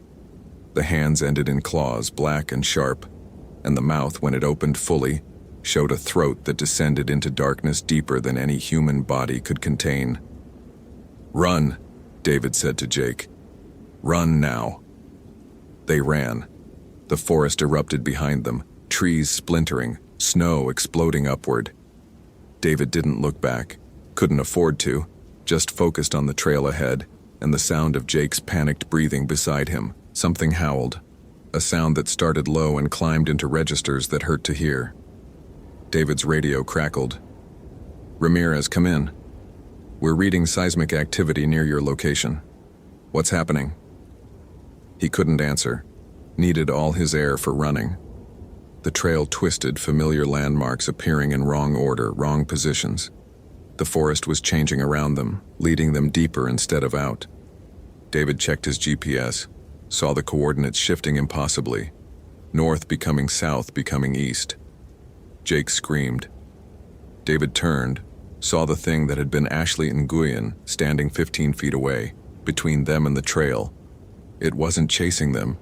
It was herding them, driving them towards something specific. "David Ramirez," it said with Ashley's voice, with Marcus's voice, with the voices of everyone who'd ever been lost in these woods. "We know your hunger. We've tasted it. You crave meaning, purpose, redemption for failing your partner. You want your suffering to matter." "Stay back," David aimed his service weapon, hands shaking. "I'll shoot." "Bullets can't kill hunger. Nothing can. Hunger is eternal. Hunger is patient. Hunger is the only truth." The thing moved closer, each step leaving footprints that smoked and steamed. "But hunger can be shared. Hunger can be understood. Feed with us, David. Feed on the forest, on the lost, on everything you've ever wanted but couldn't have. Become what you truly are." David fired. 3 shots, center mass, perfect grouping. The bullets passed through the thing like it was smoke, buried themselves in a pine tree 20 yards beyond. The Wendigo smiled its thousand-tooth smile. "You can't hurt us. We're not a thing, David. We're a hunger. We're your hunger. We've always been inside you, waiting." It gestured to the trees. Look at what you really crave." David looked. Saw Marcus standing between the pines, whole and healthy and smiling. "Hey partner," Marcus said. "Took you long enough. I've been waiting for you. I've been waiting for 3 years." "You're not real," David whispered. "I'm real as you want me to be. I'm real as your grief, as your guilt, as your hunger to go back and save me." Marcus moved closer. "You can save me now, David. You can save everyone. All you have to do is feed. Just once, just enough to become what you were meant to be." Jake was sobbing, collapsed in the snow, staring at something David couldn't see. The Wendigo shifted, showed different faces, the 3 other missing hikers, other people David didn't recognize, victims going back years or decades or centuries, all of them hollow-eyed and hungry. "The forest provides," the Wendigo said. "The forest remembers. The forest needs those who understand true hunger. Join us, David. Fill the emptiness inside you. Become complete." David thought about it. For one terrible moment, standing in the snow with his useless gun and his sobbing partner and the ghost of Marcus smiling at him, David thought about it. Thought about surrender, about transformation. about becoming something that would never feel loss or guilt or fear again.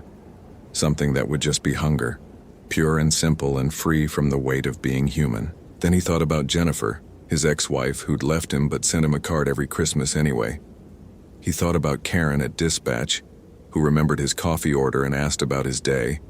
He thought about Chief Winters, who'd given him a second chance after Marcus died. He thought about Jake, young and scared and counting on him to get them both out alive. He thought about being human, broken and flawed and still capable of choosing what to feed. "No," David said. "I choose to stay hungry." The forest screamed. Trees splintered, snow rose in walls around them. And for a moment David saw the truth behind the illusion. The Wendigo wasn't one thing but many, a colony of hunger that had grown over centuries, feeding on the desperate and lost.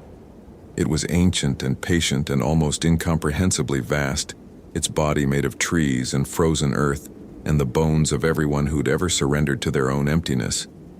But it wasn't invincible. It needed permission. It needed people to choose transformation, to actively embrace their hunger. Without that choice, without that surrender, it could frighten and confuse and pursue, but it couldn't fully consume. David grabbed Jake, hauled him to his feet. "Run. Don't look back. Don't listen. Just run." They ran through a forest that was trying to become a mouth, trying to swallow them whole. David's GPS was useless, spinning through coordinates that couldn't exist. His compass needle rotated slowly, pointing at nothing. But he'd been a ranger for 11 years. He knew these woods in his bones, knew them deeper than GPS or compass could measure. He followed the slope of the land, the angle of tree growth, the way water would flow if these streams weren't frozen. He followed his knowledge and his training and his desperate need to get Jake home alive. The forest fought them. Trees fell across their path, snow became quicksand. The temperature dropped so fast David felt ice forming in his lungs. Behind them, the Wendigo howled in voices that were Ashley Nguyen and Melissa Thornton and Robert Chen and Thomas Whitmore, and everyone who'd chosen hunger over humanity. But ahead through the trees, David saw something the Wendigo couldn't touch.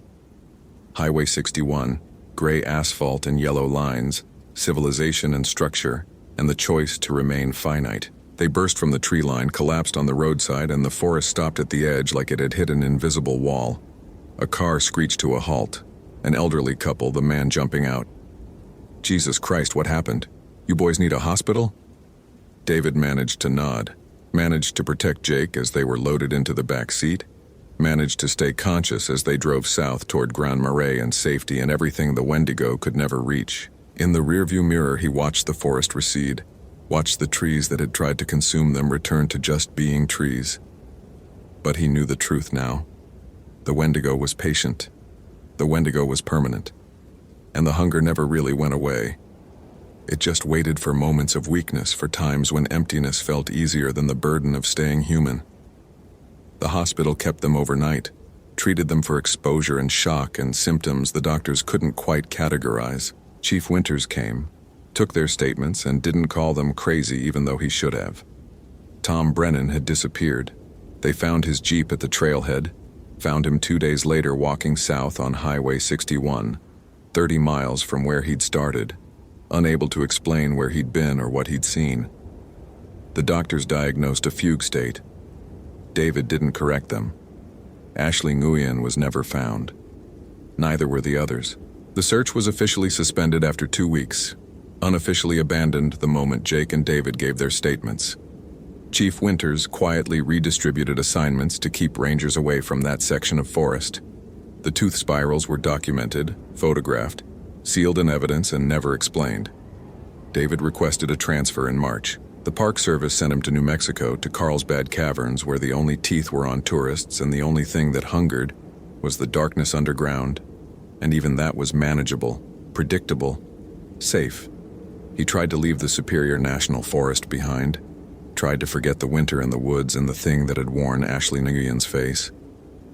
But sometimes, usually around the new moon, David would feel it. A hollowness in his chest, a hunger that food couldn't satisfy. He'd look in the mirror and see his eyes just for a moment, reflecting something older than human. And he'd know that he hadn't escaped the Wendigo so much as learned to live with it, learned to keep his own hunger small and controlled and dormant. Because the thing Marcus had understood, the thing the Wendigo had shown him, was that the creature wasn't separate from humanity. It was what humanity became when people stopped choosing to be human. It was the endpoint of every emptiness, every craving that grew too large, every moment of wanting so intense it consumed everything else. The Wendigo hadn't died in those woods. It was still there, patient and permanent, waiting for the next person to choose hunger over humanity, waiting for someone to say yes instead of no, waiting with the patience of something that had outlasted civilizations and would outlast anything humans could build to keep it contained. And sometimes late at night in his new apartment in New Mexico, David would hear it calling. Not with sound, but with that specific emptiness that came from knowing you'd lost something irreplaceable. Marcus's voice, Jennifer's laugh, the feeling of purpose he'd had before everything went wrong. The Wendigo offered to fill that emptiness, offered to make him complete. David chose to stay hungry. Every day he chose it. Some days the choice was easy. Some days it took everything he had. But he chose it, and that would have to be enough. Hope you felt genuine terror. If you appreciate authentic horror rooted in real folklore, consider following for more stories. Which moment scared you most? Share your theory about what happened.